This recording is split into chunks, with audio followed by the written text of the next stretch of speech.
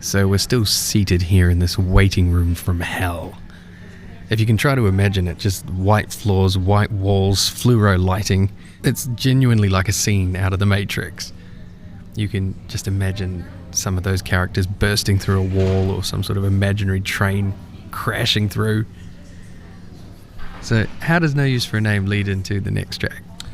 So when I finished college, which is where the No Use for a Name link comes in, I travelled Australia, and music seems to be kind of like the waypoints, I suppose, of stuff that I've done. So a fairly vivid memory of walking through departures at London Heathrow, and that was what was playing on the crappy little MP3 player that I had at the time, kind of pre-iPhone, iPod and all that kind of good stuff. And that was a pretty good trip, got me into loads of different stuff, going off, doing my own thing, meeting new people, different kinds of music, that bands like The Living End. I think I listened to some other stuff out there like Avenged Sevenfold, loads and loads and loads of bands out there. But I think that track, I mean, there's no significance to the lyrics for the trip or anything else like that, but it was that kind of waypoint or milestone, if you will, kind of moving from life stages. So I've so far gone kind of high school, college and work, now going off and doing the whole travel thing.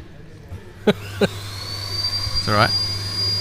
They heard you. Oh, okay. They heard you in the room, firing up the bloody hand dryer that is the loudest hand dryer in the world.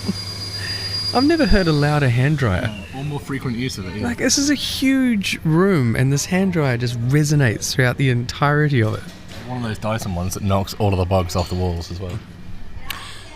So, not here in Trieste, thankfully, in this horrible space that we're in. So, back to Tomine for Punk Rock Holiday. So, the track is Punk Rock Holiday by The Cool Trick.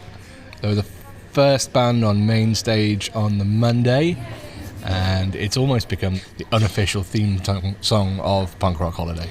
It describes the sound of a hand dryer drying some hands. Son of a bitch. You can continue.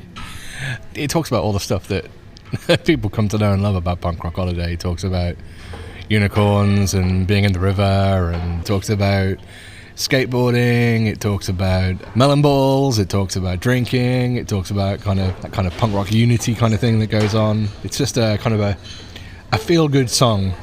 It's a good track, and it was the last song that they played on their set on main stage this year, so they closed with it. Cool, man. Well, thanks for joining us. I really appreciate you taking the time to have a yarn with me in this horrible room. You've got me captive. I couldn't do anything about it, but no, it's good.